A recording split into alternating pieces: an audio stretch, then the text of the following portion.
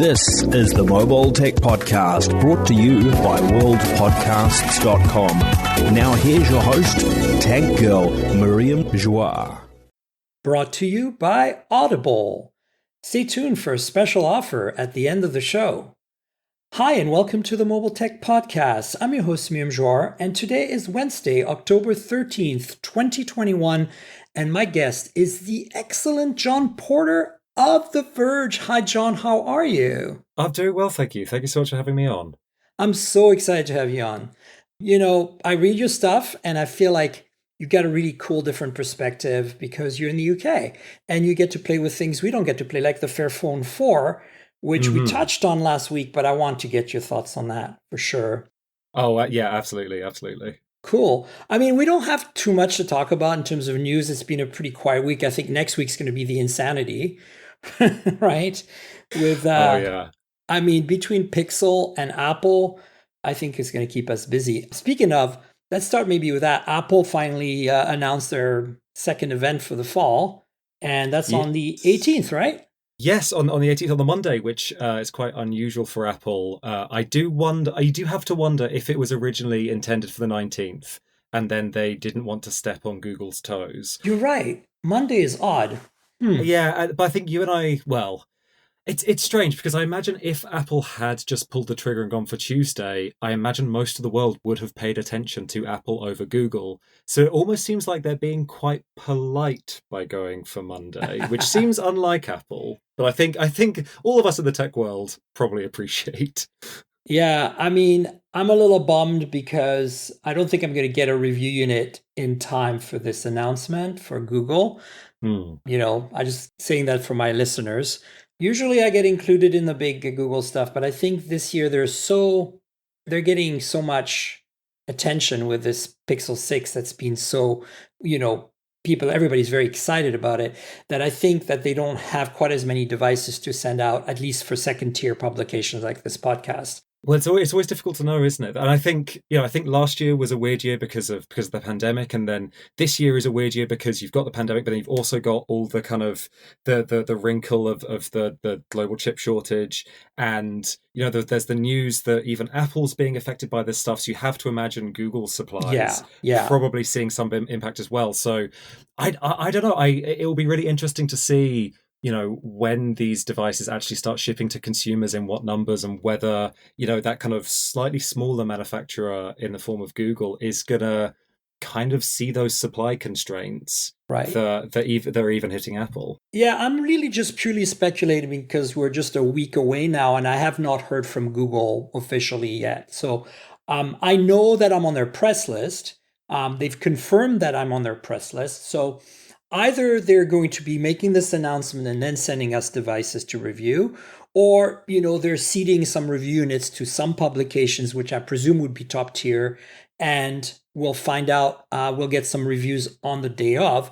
I don't know, but I just want my audience to know that there is a possibility I might not be like normal in the very first tier, because Google's generally pretty good at getting me devices in time. So don't get too panicked. There's no point in me, making a fuss about it. I will get my hands on one at some point. It'll be my daily driver because I've been waiting for a flagship. I mean, how do you feel about this, John? This is a tangent. We don't have it but on the list here, but I want to talk about it. Like the Pixel strategy in the last 2 years, just so bizarre. Oh, I mean, I get criticized because I for the past 2 years have written the same piece after each Google event, which is Google keeps on adding the features that the previous year it said it didn't need. So Yes. like when it was the Pixel 3, they kind of said, oh, there are all these two dual camera smartphones coming out. We don't think we need to do that. We've got enough computational photography stuff in there. The next year, of course, they then added it, but then they went up on stage and said, we think a telephoto is much more important than ultra wide. And then the next year, what do? They add a telephoto. So I feel like with Google, like every single year is this kind of zigzagging in focus, and I think they kind of haven't found that mainstream winning formula yet. I know they're really popular phones for enthusiasts, especially when their cameras were so much better than the competition. So I think the Pixel 6 is another zag after the Pixel 5, which was a zig of kind of going slightly more in a mid-range direction. But I can't wait to see what that tensor processor is capable of, really.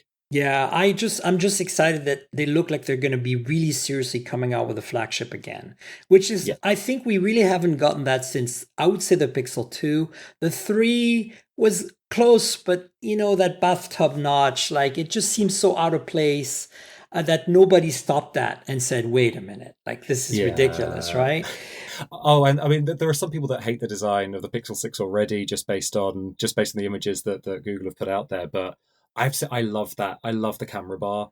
Yeah, I me will like too. exactly. There are so like you have the square camera bumps. You have the I guess like not oval camera bumps. I suppose are the majority of Yeah, phones. triangular now with the Fairphone 4. Triangular with the Fairphone. Uh-huh. Obviously, Huawei kind of had the big circles in the middle for a while there, and I just think no one's done the bar.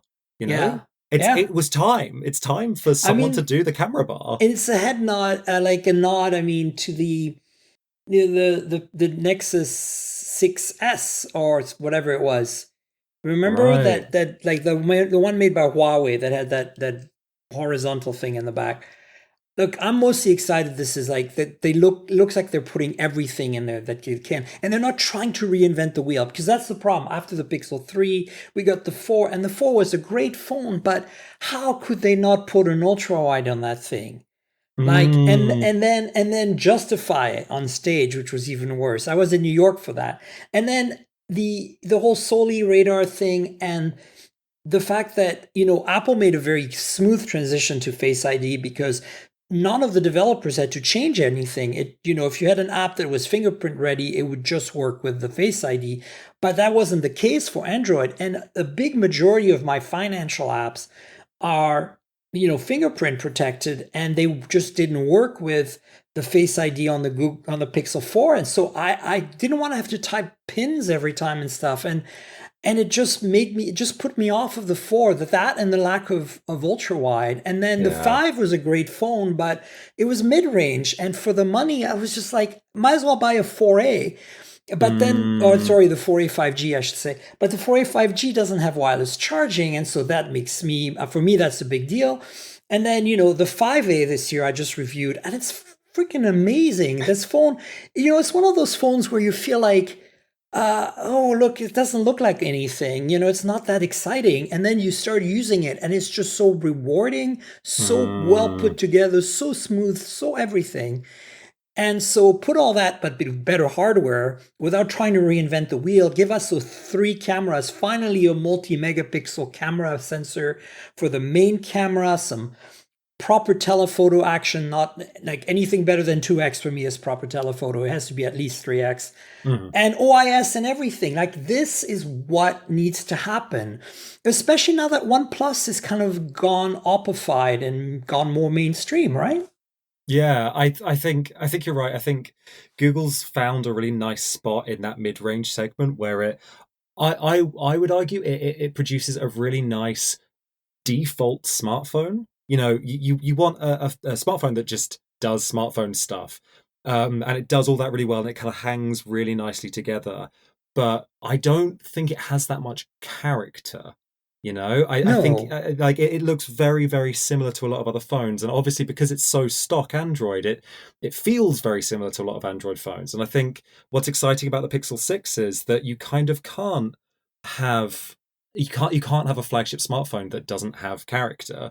And from just looking at that thing, that's what it has. It's just the design language of it is so unique. And I just really hope that Google can actually like stick the landing on this. Yeah, me too. And the other thing that's got me excited about it is that it's got that Galaxy Note squarish, all screen design, like just no bezel. Like that's what a flagship needs to look like, Mm, and we're going to talk about the Moto Edge 2021 in a second. We've already covered it on the initial announcement, but this is the Verizon version. And that phone is the complete opposite of that. It's like a plastic bodied phone with massive bezels. And you're like, it looks so cheap. Like, yeah. what were they thinking? And I think, I like that at least what we've seen so far of the Pixel 6 and 6 Pro is like, oh yeah, like this looks expensive. Like this looks like they're not messing about. this year. That's it. I do. I have to say, I love the design language of the recent iPhones. Were like the design language they chose with the 12 and then continued with the 13. I love a slightly just more squared off design. Me too. I think it's perfect. And we had a few years of kind of screens that rolled off the edges of phones, and we all had our fun. But I think when that started appearing on mid-range phones, and when it was no longer that premium signifier, I think most people looked at it and kind of went like, oh, actually, functionally, this isn't really useful at all. And Exactly. kudos to Motorola for really trying to make it useful last year and kind of trying to find excuses to have a screen that goes around the edge of the device. But, when even Motorola is releasing a phone called the Edge that doesn't have an edge screen. Yeah, but it's even worse than that. And before we dive in, I just want to mention, since we just talked about the Pixel 6 and 6 Pro, that obviously there's a rumor here that's really interesting, which is a rumor around a Google Pixel Pass. And, Apple has what? Is it called Apple One? What is it called? That's so they have Apple One, and then they also have the iPhone upgrade program. And Pixel Pass kind of seems to be cherry picking a little bit from both. Yeah. So we're all going to tune in next week and, salivate at this new Pixel. But keep in mind that there's an ecosystem play here. You can't really just make good hardware nowadays. You need to have some sort of subscription-based revenue stream. We're even seeing this in car tech. I cover cars for Tech Radar, and, it's the same thing. Like subscription-based add-ons basically are going to become a thing for everything, for better or for worse, right? But at the same time, if you get a base tier that's free, like Google Photos is a good example of that, like I think it's a pretty reasonable initial tier that you get. And then, yeah, eventually you're going to run out of space, and that's kind of like how they get you. But you can manage that. Like I have not run out of space yet, and I'm still like not on a non-paid setup. So I think it's possible to manage it if you know what you're doing, right? So no, I completely agree. I mean, I have to say, I'm one of these suckers that initially got Google Photos and then ran out of space and went, oh, okay, well, I only really need one cloud storage service. Google Photos is probably good enough that I could just make that be Google Drive. So now I think I just pay for 200 gigs of Google okay, Drive storage. But now it's fine. Now I never have to worry right. about the Photos thing, and it works across platform, and it does everything I need it to. And the search stuff is really good. I know, it's amazing. You know? And for folks like you and me who review a phone a week, literally almost, it's like it's so easy to just turn on the backup and everything just ends up in the cloud. And like, you don't have to worry about, oh, did I leave that phone on this trip and now I need to upload the photos for the review, They're all there. So you just Yeah. It's great. I really love my Google Photos. The thing I use, well, no, I don't use it for this the most, but I love the fact that there's this one photo when I used to work at Tech Radar, when I showed up to work in a bright yellow jumper, and another guy on staff also showed up in exactly the same outfit. Oh my God. And so there's this one photo of us just like looking completely miserable, standing next to each other in completely the same outfit. And I can type into Google Photos yellow, and that will be amongst the kind of 24 or so pictures that comes up. And I will be forever thankful for Google Photos for keeping that one memory easily accessible for me. That's awesome. So yeah, so folks, keep an eye out for next week's Pixel 6 news. I will be covering it on the show for sure. Whether I get a phone or not, we'll find out, and how soon we'll find out. But also keep an eye out for anything else that Google kind of throws in there, either for free or as an add-on, like this suggested Pixel Pass. I personally might seriously consider a subscription to even some hardware. But the challenge for that is, as we just talked about, Pixel hasn't been consistent enough in its hardware. They've been a little all over the place. But if they start, I think the biggest problem is that they haven't continued to be consistently evolving a product. They've just tried to shoot in the dark and see what lands.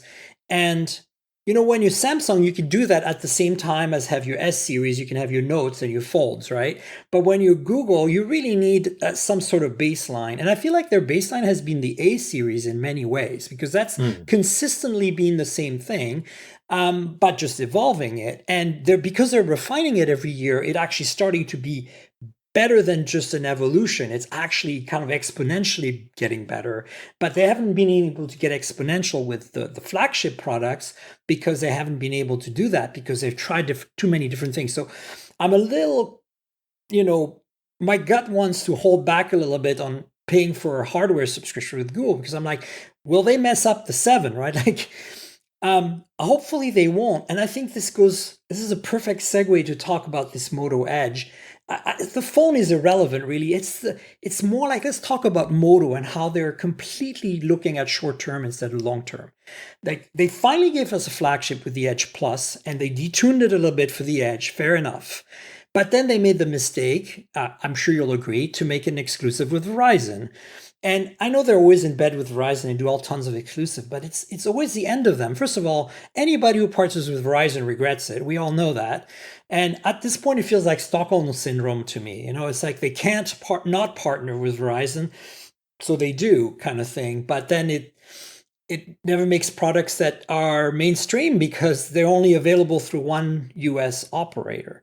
But the Edge Plus last year was a genuinely solid, like, all the spec thrown in kind of phone with all the premium materials and everything. And while it has some flaws, the biggest flaw was this Verizon exclusivity. If they could have, I think they didn't sell many. I think it was a disappointment for them. I think they had some issues with screen quality and other things, and their camera software is always a mess, just in terms of the imaging pipeline. But all that could be fixed if, instead of going to do what they did this year, like a plastic mid-range, nothing to do with Edge phone, they could have just dug in and said, we're going to refine what we did with the Edge Plus last year. We're going to, even though I prefer flat screens, I would have accepted them continuing on with an Edge display and like kind of dug in and gone, okay, we fixed this and we fixed that and we made this better. And now we're on T-Mobile and AT&T and Verizon. Because the carrier tie-ins do matter in this country, at least, because, well, I'm in Germany right now, but in the US, because it's people, that's how people shop and they get good deals because of it. So I understand that. But if you can't, like, that's what Google did. They didn't evolve from year to year. They just tried different stuff. And that's not how you go forward. And maybe Moto doesn't want to go forward. Maybe Moto wants to stay mid-range G series all the way, right? Or Moto 1 series. I don't get it. I just don't understand the strategy. And maybe Lenovo is driving that. I mean, what's your thought on this? Well, I mean, I have to say that the carrier exclusivity angle in the US absolutely baffles me. That there's not a phone that I am aware of. I mean, and this, there may have been smaller mid-range or budget phone releases, but nothing that I know of has ever been carrier exclusive in the UK in the same way. And so I would kind of actually love to turn that question around and kind of go, like, what is it about the US market that means that carriers have this kind of stranglehold over phone distribution? Is it the case that their networks are so different that it's harder to produce a truly unlocked device? Or what is it that allows Verizon to turn around to a big company like Motorola and go like, no, it's our way or the highway?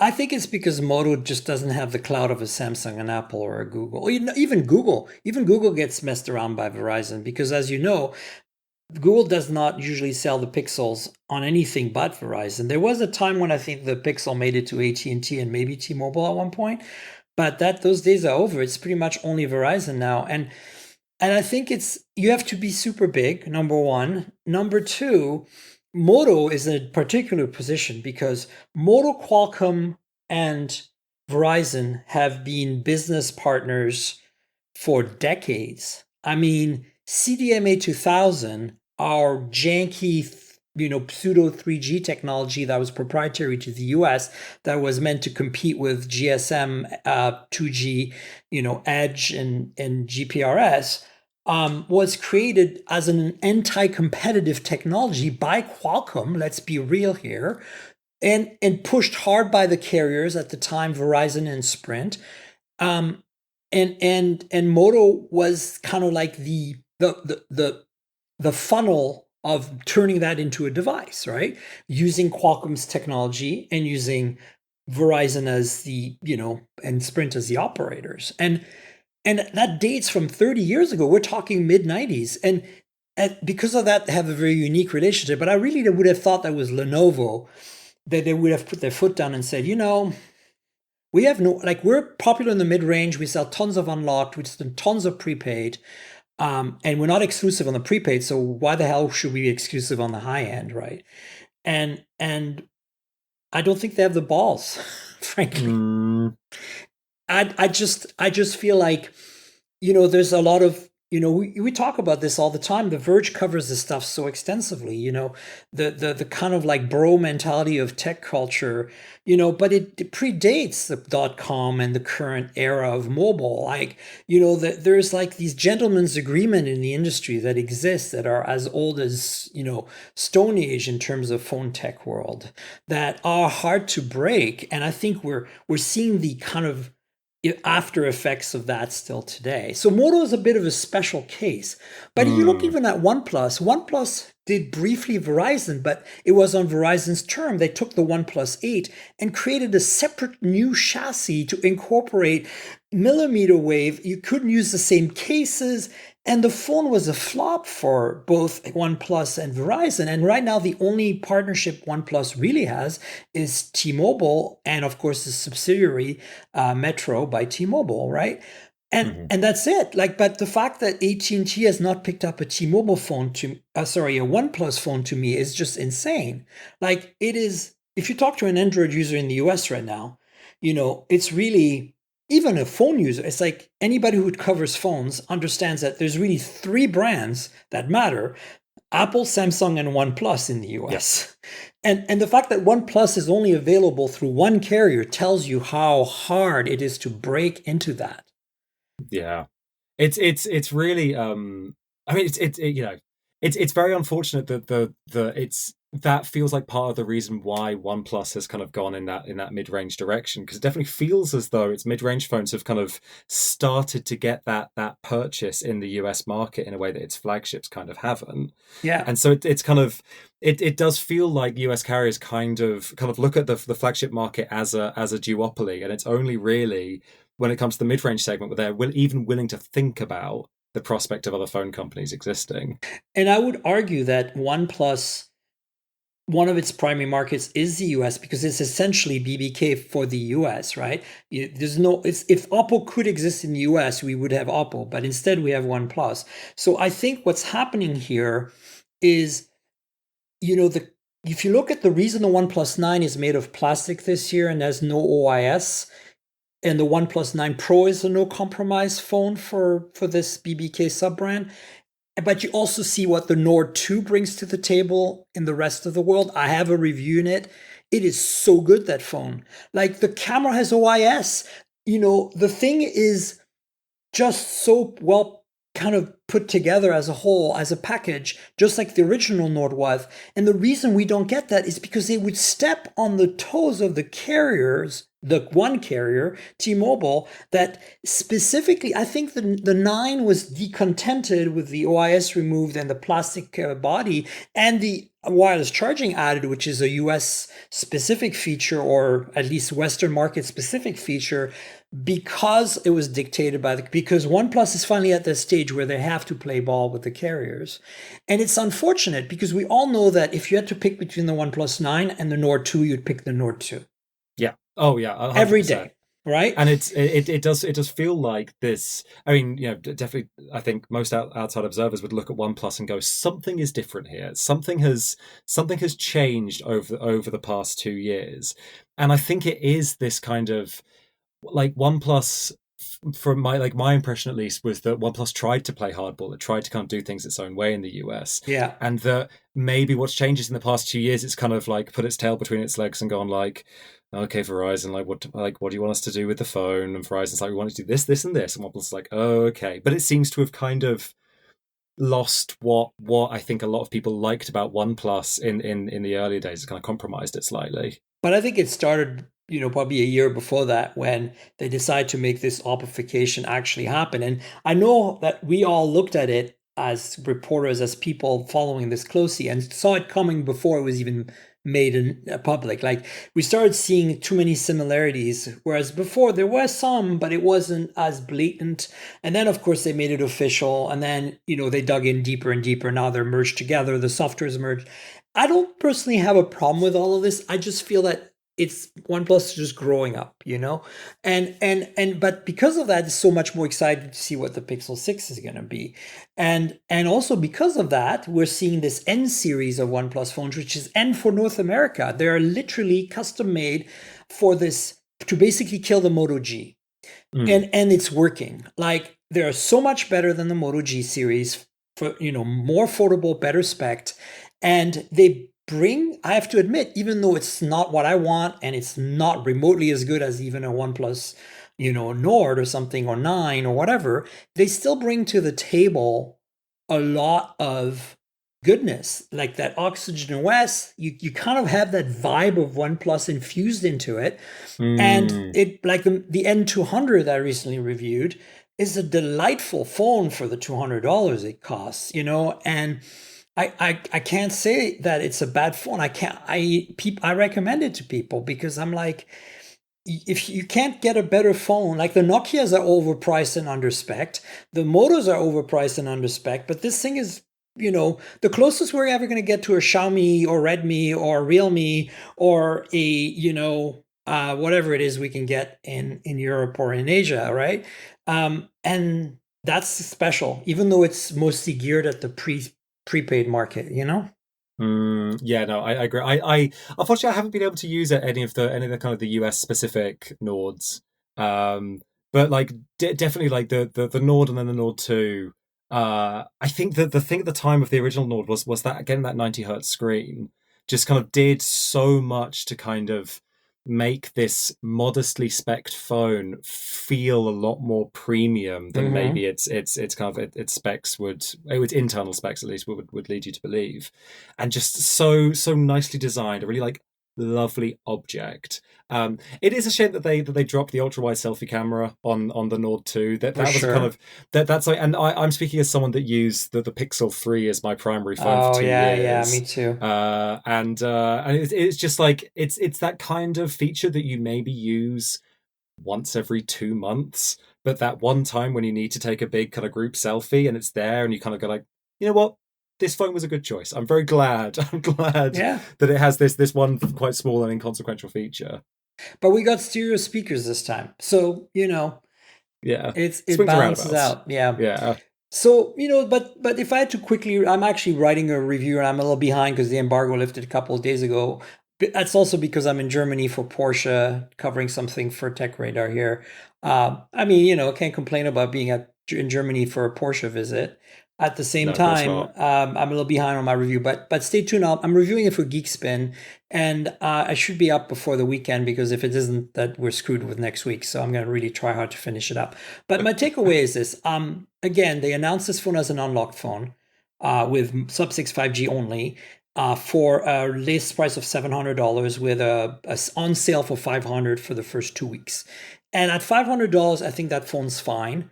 It's not, it's not spectacular. I would still recommend for $450 buy a Pixel 5a for 5G all day long, right? But if you're looking for a bigger screen phone and somehow you have some affinity for Moto, it wasn't a bad choice. But for $700, absolutely not. And so Verizon's coming along and they've modified it a little bit by adding millimeter wave, and it's $550. I would still recommend you go buy a Pixel 5a 5G and put a Verizon SIM in it and forget about millimeter wave. But if you must, absolutely, or maybe you can get a super good deal, like buy one, get one free or something. If you must buy this phone, just be aware that it's a shadow of the Edge that we knew. Like, not only does it not have an Edge anymore, and you want to hear this, John? This is what Moto PR literally told me. They're like, well, but it's bleeding edge. And I'm like, what is bleeding edge about it again? It has no OIS. And they're like, well, it has no AMOLED.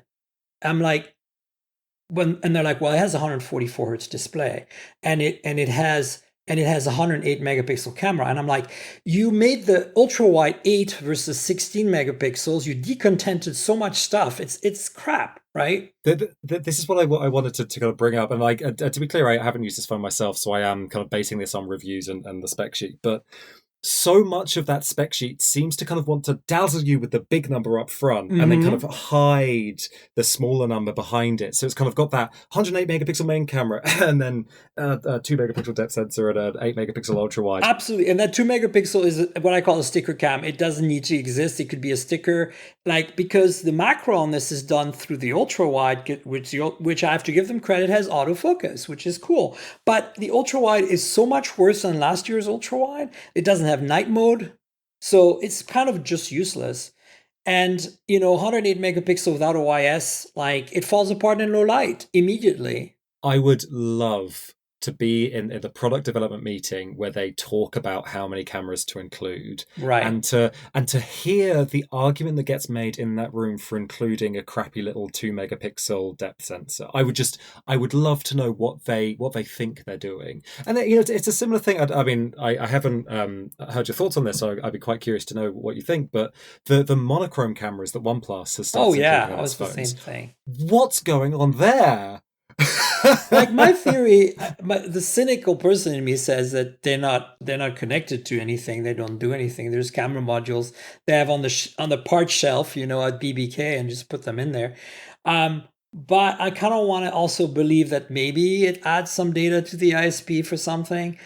But at the same time, as I said, I call them sticker cams because they might as well just put a sticker back there just to have the same effect. And I would understand it more. Like, and this is the monochromatic camera specifically. I would understand it more if the software made a bigger deal out of it. If it was one of the main camera modes at the bottom of the phone app. But the fact that you have to go into filters and you scroll right to the end, and then right there, right at the end, is the only toggle for an entire camera on the back of the phone. It's like baffling. I don't understand. It's like, maybe that's why, like, we needed to justify its existence. So here's like buried deep in the menus. But in this case, there's nothing to indicate that it even does anything. Like, I can't prove that it's being used for anything. Yeah. But the other thing that this is the other thing you have to know, John. It's crazy. It's crazier than you think. So the display is 144 hertz. I could see that maybe you could make an argument for gaming or something, because it does have a Snapdragon 778G, which should be okay for gaming. But here's the kicker. The display settings has a 60 hertz only mode and a 144 hertz only mode, and then it has an auto mode, right? What does the auto mode scale between? I would hope 60 and 120 hertz dynamically. So when you put it in auto, you never get the 144 hertz benefit, and it's stuck to auto by default. So they're selling a feature that you have to manually select, and as you know, because it toggles it at 144 permanently, it's going to make your battery, it's going to have some impact on your battery. So if I were Motorola, and Motorola, if you're listening, you can have this advice for free, I would have marketed this phone as a 120 hertz phone. And then I would have put in a menu setting saying, do you want to overclock your display? That would have been display cool. Will go to and then people go like, oh yeah, 144 hertz. And then Motorola goes, it's not officially supported. It might harm battery life. We recommend 120. Because I think most people would go, 120 hertz display. Yeah, that's neat. Cool. That's great. But the fact that it's being advertised as 144 hertz, not great. And then, you can do it, but it's like a setting, and it's fixed at that rate, and it's gonna harm your battery performance. And then the bezels on that thing, John, are like, the Nokias, how like there's literally a chin, and at one point they are literally writing Nokia on them.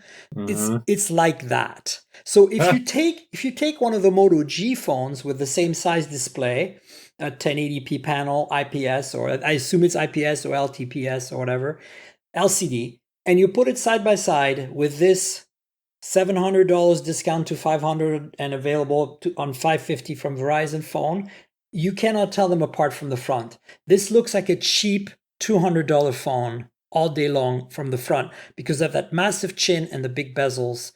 And whereas the Edge, I went back and had to look at the photos of my Moto Edge review last year to realize I feel like we're looking at a Pixel 6, like no bezel, all screen, all rectangular, all gorgeous AMOLED.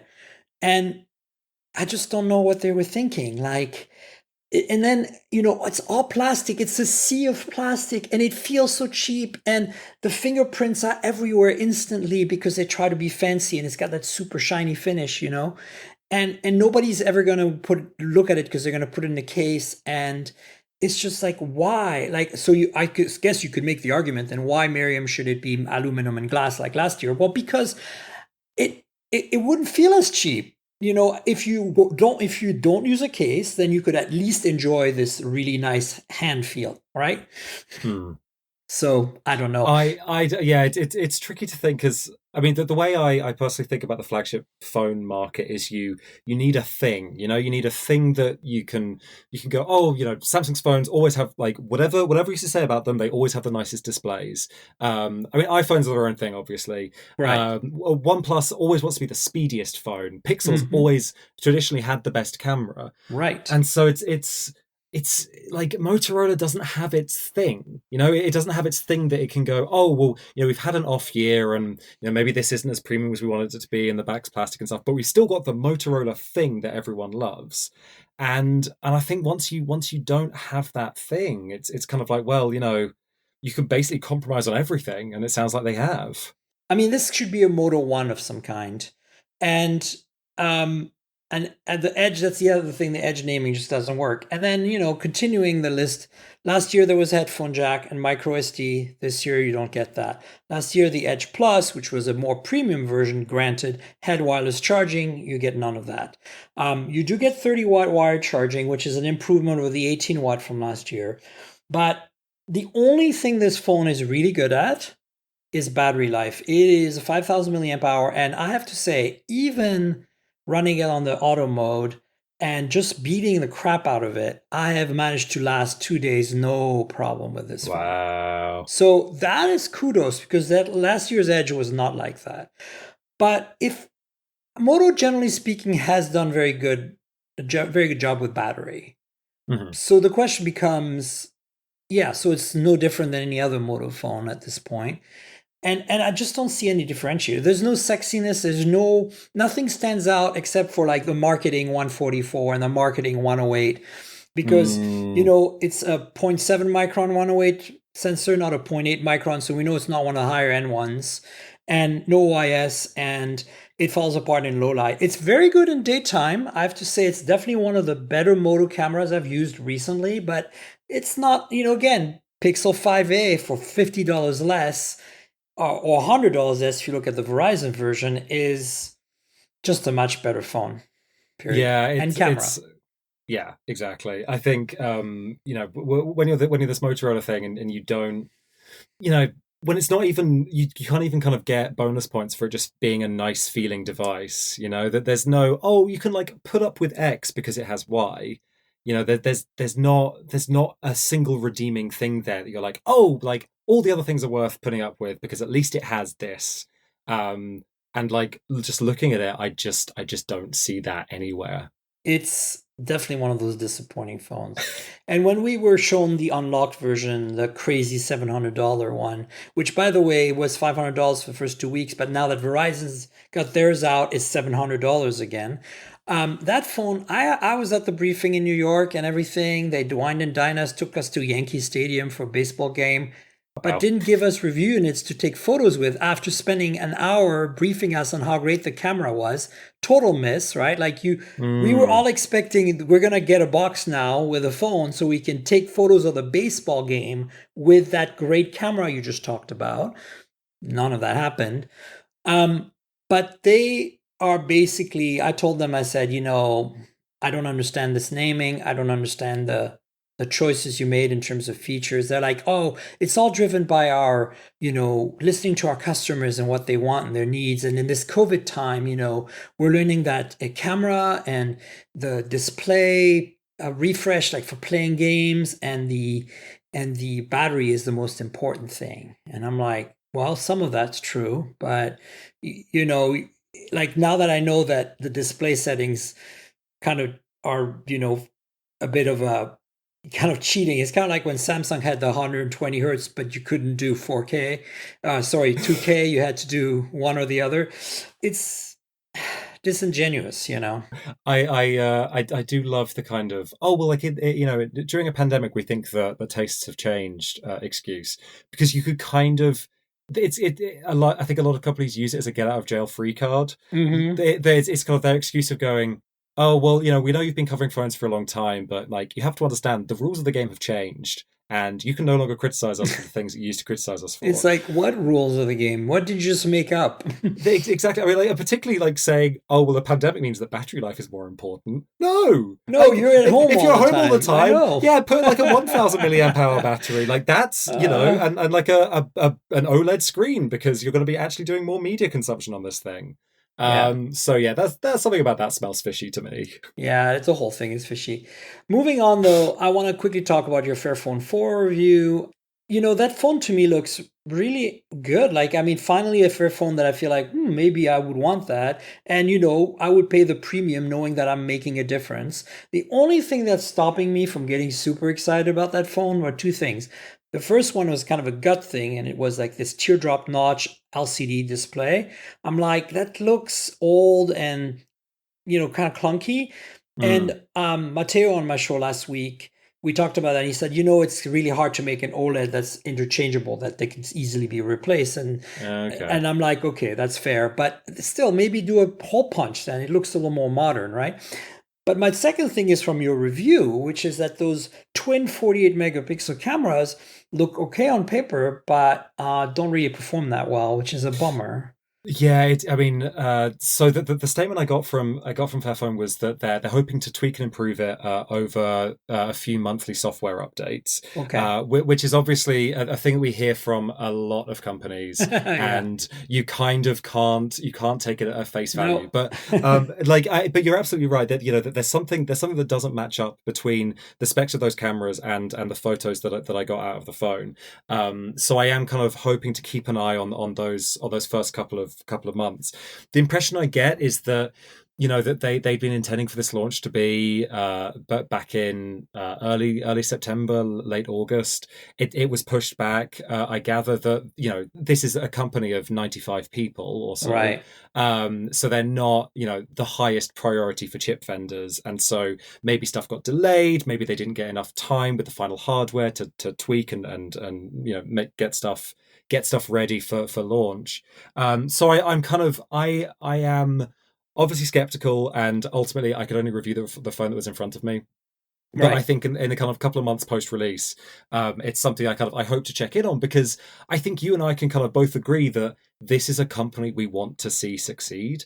This 100%. is a good thing. I want to see Fairphone have loads of success. I want to see them have you know get the budgets to do more and more and more with these phones, because I think ultimately these phones probably aren't for you or I. That they're for the kind of person that uses a phone. I'm sure you have friends like this as well, who will use a phone for 4 years and then be absolutely outraged when they can't get it repaired. Which I Right. think, which I think for you or I is like, oh well, like obviously that's just the way the phone industry works. But for a lot of people out there, they genuinely expect that it to be the case, and I think Fairphone trying to make good on that promise of, I mean, they're going to have spare parts until 2027 is what they're hoping, but like ideally even longer.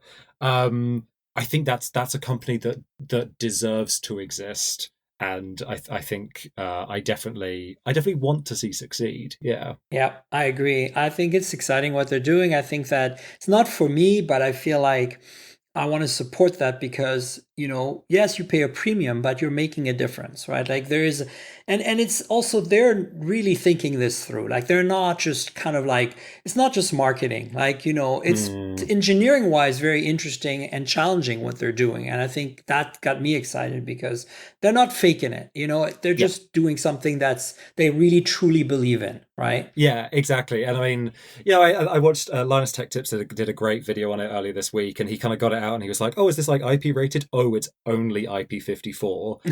Which, yes, if you're used to IP68, I appreciate sounds like a step down, but you can take the back of that phone off with one hand, and the Yeah. fact that it is IP dust and water resistant at all, I think is astonishing. Like over the course of my review, I went on holiday to Wales, which is a famously rainy part of Right. the UK. Took it on a walk. It was absolutely fine. It held up magnificently. You know, an IP rating is the kind of thing us as tech reviewers, it's very difficult to test Mm-hmm. without going too far and breaking an expensive review sample. So, you know, like you won't find tech reviewers throwing phones into baths and stuff. But it was really nice kind of having that really rainy walk to, yeah, I feel very confident saying if it survived that rainstorm, it will survive most rainstorms. And so, you know, this stuff is not easy, and but they're doing it. You know, they're on their fourth phone now, and you know, considering the jump that they made Yeah, it's between huge. and yeah, and like you made the point that the front of the Fairphone 4 does look, you know, does look a little bit budget. It's got those huge bezels, it's got the teardrop notch and stuff. But man, compared to the Fairphone 3, that like iPhone 5 looking thing, Mm-hmm. um, AI, it's incredible what they've achieved. Yeah, no, I feel it's pretty exciting. I will link to your review, of course. Thank you. And then there's a couple of other Verge reviews I want to kind of put on people's radar. Microsoft Surface Laptop Studio review came out last week. I could have probably covered it in last week's podcast, but somehow I kind of forgot about it. It's the, other than the Duo, which we covered extensively on the show for a couple of podcasts in a row, this is the one product that they came out with at that event that I was intrigued by. So seeing the review by Dan is very cool. And I don't want to elaborate too much yet. It's more like a PSA to the audience to go check out the link in the show notes. I think it's interesting. I'm not sure it's right for me, but the industrial design on that thing is really cool, right? Wouldn't you say? I think it's a lovely object that I wish I had a use for. Is Yes. what I will say about that laptop. Yeah, exactly. And I think for some folks that I know that are using, not Final Cut basically to do video editing, a lot of my creator friends, that had a Surface, what was it? The detachable tablet one, not the Mm. Surface Pro, the Surface um, Uh, Book. was it just called the Microsoft Surface? Was that the original? No, was it Surface Book or Surface? What was it? Can't remember. Yeah, You I know the think one you're I'm right. talking about. It looks like Yeah, a yeah. laptop. It doesn't, yeah. Anyway, that a lot of them use that for video editing. And I Mm, think this could be the kind of you buy that or you buy a Razer laptop to do your video editing if you're, using Resolve or Premiere Pro, right? yeah. So yeah, I think it's kind of cool. And then the other device that came out this week in terms of review, everybody's got the reviews up, is the Apple Watch Series 7. Again, I just want to more PSA, let you folks know I've got the link in show notes. I mean, look, Apple Watch is definitely the best smartwatch today. I would say Samsung is in second place with their Samsung watches. I do like a lot of what Huawei's doing and Honor and some other Chinese makers with these what I call there's smartwatches that basically have the guts of a fitness band, but are not really smartwatches. They're not smart. They're more like fitness bands on steroid is what I call them, right? Mhm. So those to me are actually good because the battery life is really long. And for my purpose, I just need notifications and fitness health tracking, and they last forever and they look cool. They look nice on your wrist. So I tend to like those are kind of my three big general options that I give people. Because Android Wear, obviously the Samsung watches are based on that now. Wear OS, whatever the version 2 or whatever. Mhm. But we haven't seen, that's another thing, we haven't seen a pure Wear OS device using this new OS yet. So that'll be the big unknown. Yeah, there are. I have so many questions about what Wear OS 3 is eventually going to look like. Because you're right that the only Wear OS 3 devices that are out there at the moment are these heavily skinned Samsung Galaxy watches. That it kind of feels like Samsung begrudgingly put Wear OS on. They kind of like allowed that back end stuff to happen, but they kind of Right. kept it very Samsung up top. So yeah, like what does that thing look like? And the fact that this collaboration was announced with a bunch of stuff that was never explicitly promised to be, but Hmm. which I feel like was implied were exclusive features like the Spotify with offline listening, the YouTube Music app. All of these things were kind of announced at the same time in a way that suggested to me, at least, oh, this is going to be Wear OS 3 exclusive. And so many of them have kind of subsequently now come to Wear OS 2 watches. Right. So what is Wear OS 3 Yeah, if exactly. not these seemingly exclusive features? So yeah, I too I'm really And you know, interested. the other thing that's got me puzzled is I finally set up my Watch 4 Classic here, Hmm. and I felt like it's weird how it doesn't use the Wear OS app, and it actually goes to the Galaxy Gear or Galaxy Wear app for everything. Like, so what does that mean exactly? Like, how do you manage apps? Like, I haven't played enough to really figure it out because I kind of want to put Android Pay or Google Pay on there, and I'm pretty sure I Mm. can, but like, how do I sideload the app on there? Oh, I Because mean, yeah. so what I want to do is actually install Android Wear, the app on my. I'm using an Oppo Find X3 Pro right now as my main phone. Put that on there and see if it'll talk to it. And then if it does, I can install the app that way because the app management that Samsung gives you in their app seems to be very basic. Like you don't get access to the App Store ish that you used to with Wear 2. Mm. I know it's strange, and when I spoke to Samsung about this at the launch event, there were kind of a lot of questions I asked that just got the answer TBD. And I think for most people, the big question was Google Assistant, because obviously that it's running Samsung's Bixby, You're right. um, and then like Samsung Pay versus Google Pay. I think I think officially only Samsung Pay is supported. Please don't quote me on that.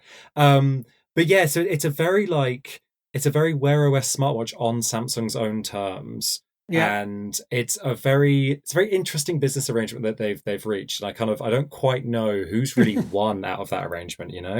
Right. And speaking of Apple, we talked about the Unleashed event. That's what it's going to be called next week. So I'm going to see new MacBooks. What do you think we're going to get? M1X, M2? What's the Oh chip we're going to man. get? So I mean, Bloomberg's Mark Gurman seems to be, even he doesn't know the final naming. It seems like from what he's talking about publicly. But the rumor has been M1X for the longest time. That appeared as like a tag in one of Apple's official WWDC YouTube Okay. videos. So I think probably on balance M1X. Um, Man, I'm so excited about everything that's rumored. You got the 14-inch MacBook that's been rumored forever, Yeah. and then a 16-inch, and the big thing there is 100. Well, mini LED displays. Oh, yeah.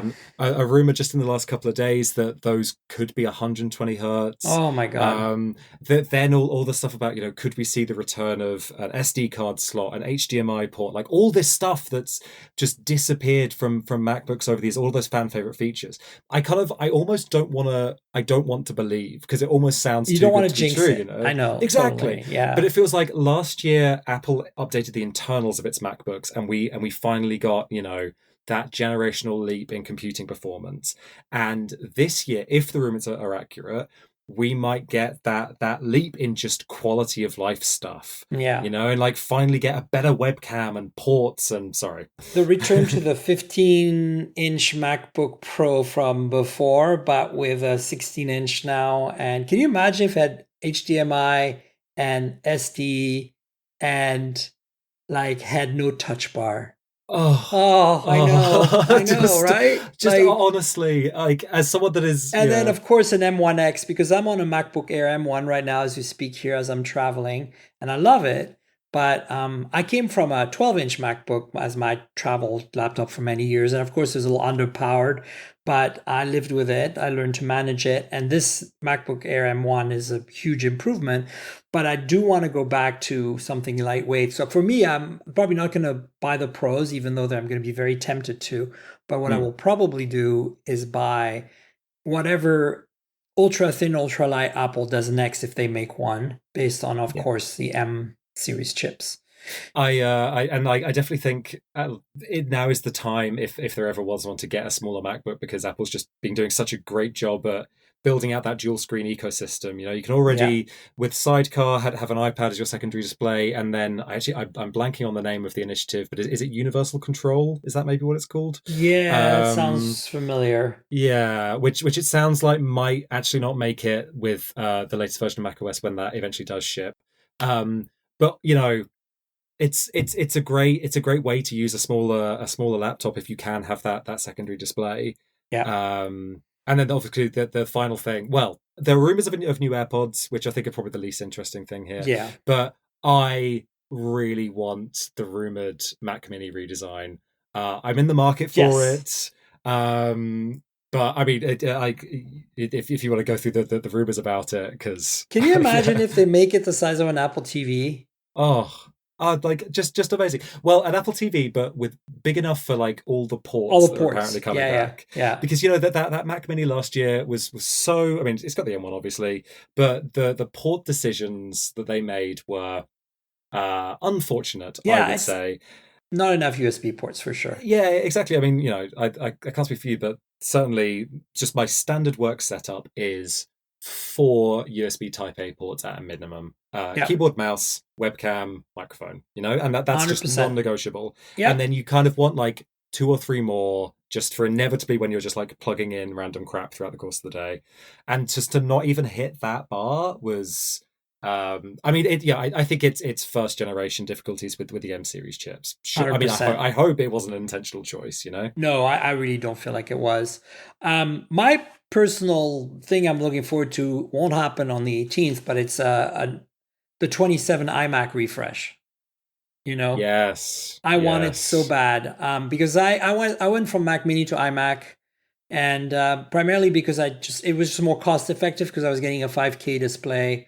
Um, but now I kind of like the iMac, and I might want to stick around with the iMac. But I need an update. I have a 3 or 4 year old now, 27-inch Core i5, and it's so sluggish now. Like I just need something better. And my M1 little MacBook Air just runs circle around it, and I just need something Ooh, better. So when they come up with the ideally 30-inch Mac iMac, wow. Okay.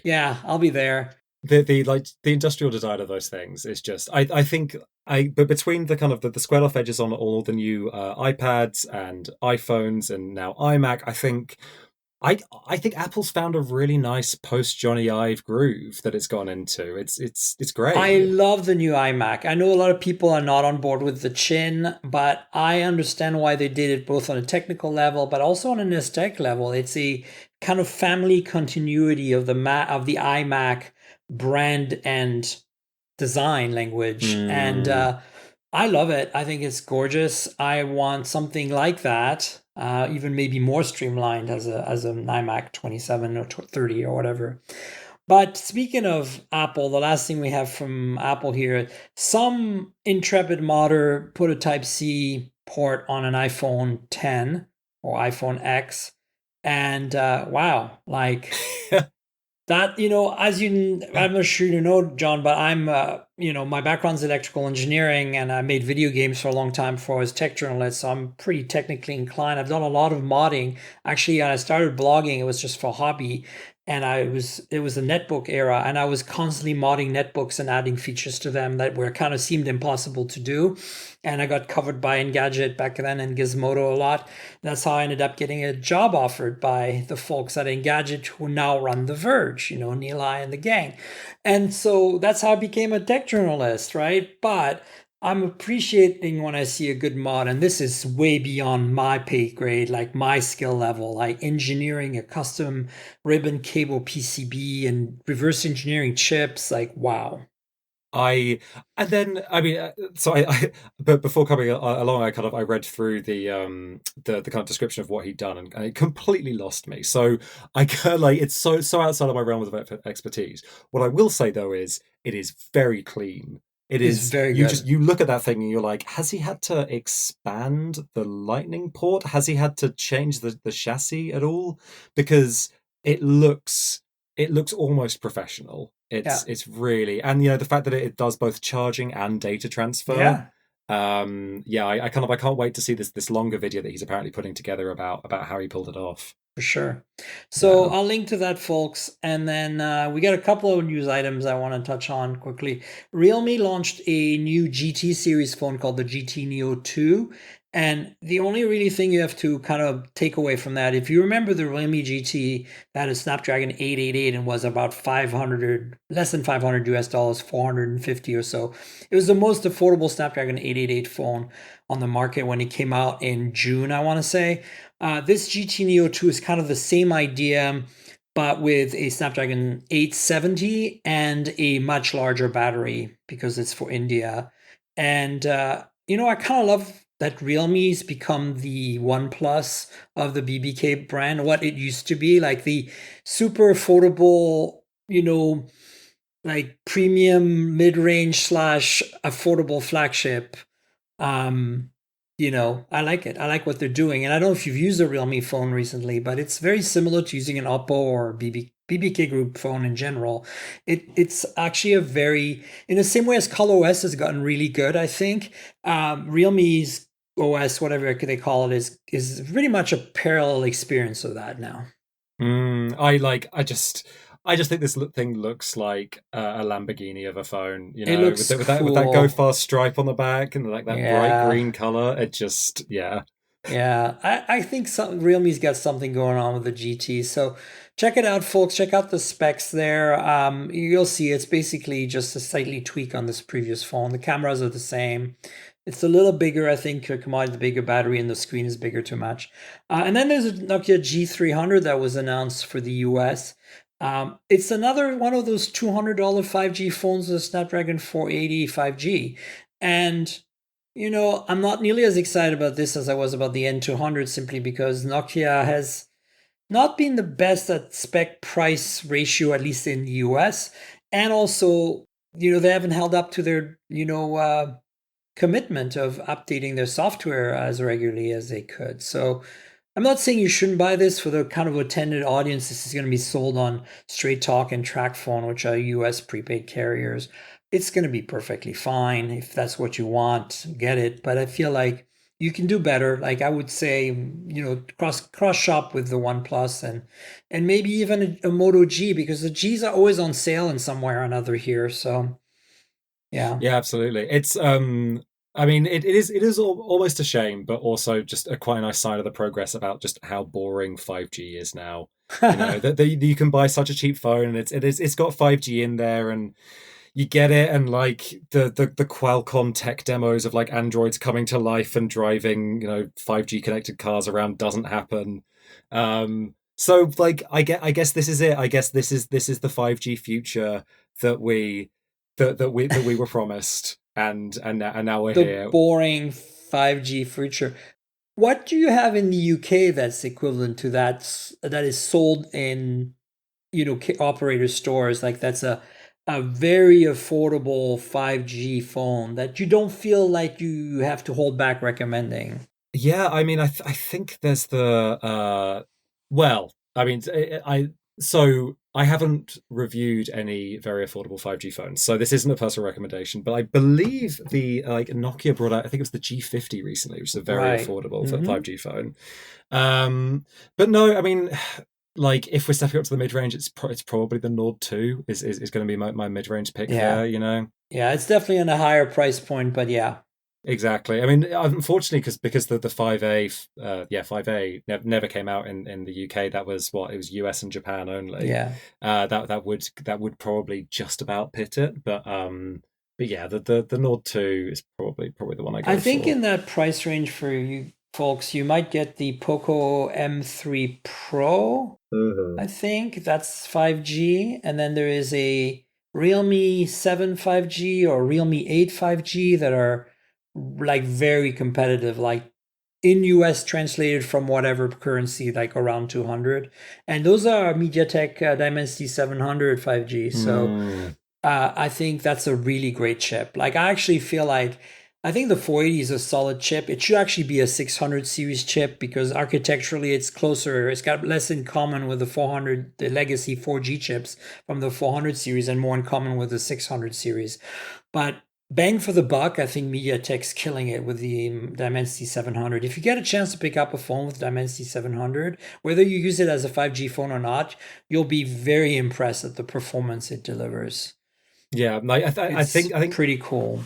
MediaTek has kind of very quietly turned from one of those brands that's a kind of a signifier of budgetness into, I think, a kind of an actual competitor with Qualcomm's like mid range For up to sure. like up to the 700, even like snapping at the heels of the 800. It feels like. Yeah, I think that's pretty accurate. And I think it's going to get even crazier over time. I wouldn't be surprised if we finally get like a true matching performance-wise chip from MediaTek within the next 2 years Hmm. in terms of like Qualcomm. I mean, of course, Qualcomm's not standing still. We're going to get who knows what. The rumor, I think, is a Snapdragon 898 or something. I don't know what they're going to call it next. I'm not sure why they went from 865 to 888, and then now they have the 870, which is an 865 plus on steroid. Like they've kind of Yeah. put themselves in a corner. Where do you go from here? Like 890, 895, It, it it 898? it definitely feels like that they've done that thing that they've got that corner that every company gets into eventually, where their old naming scheme no longer makes any sense, and they need to kind of like just smash that like break glass in case of emergency reset Are we button. getting a Snapdragon 1000? Hey, I'd never say never, I know. but it's yeah, I don't know, like there's a big opportunity there for Qualcomm. I think I don't know if you read the breakdown when the iPhone 13 was announced Yes. about the Apple's basically like in-house chip design team, basically like a lot of key employees leaving, kind of go into a competing chip design company, and it like if that report is accurate, if their hunches about Apple's chip progress are true, then now is that time for Qualcomm to really step in and go like, okay, Apple, you've had your fun, but like it's Qualcomm's time to shine now. Yeah, it'll be interesting to see what happens. We'll find out soon enough. But look, I think this is a very exciting time. I'm still very gung ho between the folding phones, the affordable phones, the budget phones becoming so good, and this kind of battle of the mid range that I see happening, not so much in the US, but in other markets. And then, other companies picking up the torch from like OnePlus, like Realme, by making affordable flagship or premium mid range phones. And, Pixel coming back as a proper flagship. And, the iPhone 13 might not be perceived by a lot of people as a very exciting update, but anybody who's seriously about photography knows that this is one, especially on the Pro, a serious, serious imaging update. And Yeah. I think it's a really fun. This has been a really fun year. This so far for me, 2021 on phones. I mean it's kind of it's sad to say, but I almost suspect that part of the excitement is that Huawei isn't allowed to be competitive anymore. Yeah, That a part of me wonders if like Huawei were on track to be like a very significant, well, I mean that they're always in the top five global smartphone manufacturers, but they kind of were really on that trajectory, and their cameras were just getting better and better every single year, and the way the rug has basically been pulled out from underneath yeah. them, I think it's left a bit of a vacuum there, and I wonder whether their kind of Chinese competitors and other competitors around the world have I kind mean, of, Xiaomi is killing it right now, right? yeah, They're just. I think they're. I feel like they've taken that spot. In many ways. Yeah. yeah, absolutely.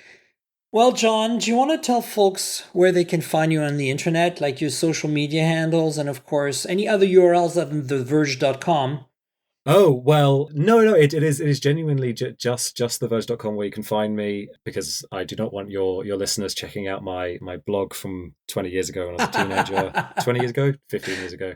But no, I'm on Twitter at John Porty, so come over and say hi. I am not on Instagram, so stop searching for that and like messing up my Google autocomplete. But yes, Twitter and the Verge is where I'm at. Fantastic. And folks, you should definitely follow John on Twitter.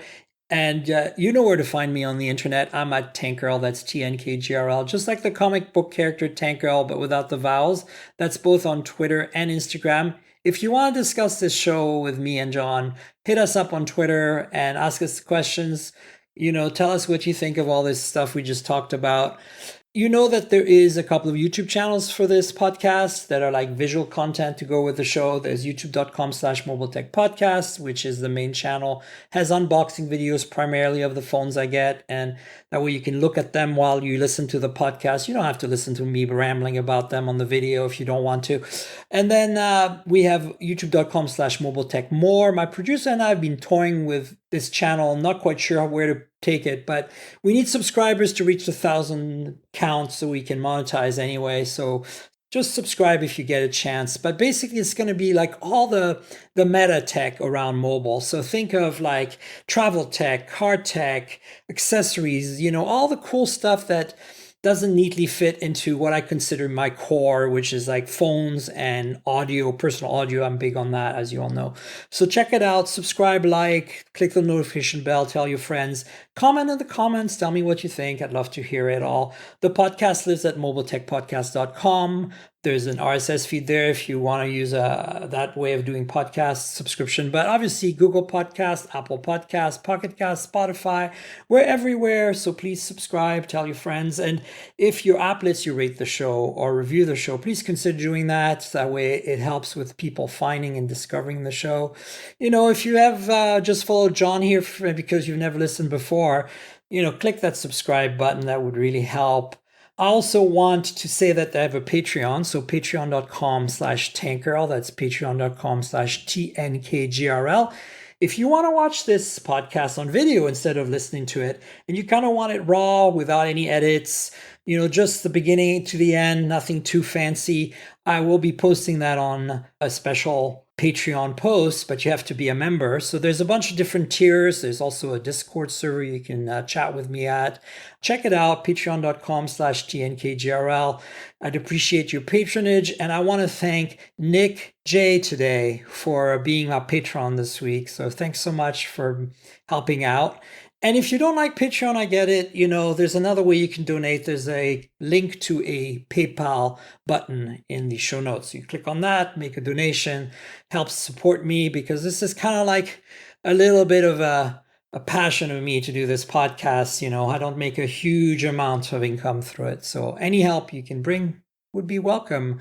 And then I want to thank Audible, who's been our sponsor forever. They're wonderful. We really like to have them on board. Audible.com is the place for audiobooks, and we have a special deal for you. If you want to get a 30-day free trial and keep a book at the end if you don't stay or whether you stay or not, check it out, audibletrial.com/mobiletech. That's audibletrial.com/mobiletech. If you, like me, like to read, but sometimes you just want to listen instead of read with your eyes, listen with your ears because you're tired or you're driving or whatever it might be, Audible's got you covered. They have a great selection of books. There's some short form content there as well. Podcasts even. So check it out. Great books read by the authors sometimes, which I really love. It's fun, it's good. You can listen for 2 hours, put it down kind of like you would a book, virtually speaking, and then pick it up again. It's not like this podcast experience where it's all done in an hour. So check out Audible, audibletrial.com/mobiletech. And I want to thank Audible again for being our longtime sponsor. And John, thanks for being on the show. It was awesome to have you. Oh, thanks so much for having me. I will definitely have you on again in the future. And folks, that we'll have a show next week. So stay tuned for that. And until then, cheers, everybody. This has been the Mobile Tech Podcast with Tank Girl, proudly presented by worldpodcasts.com. You can visit us online at mobiletechpodcast.com.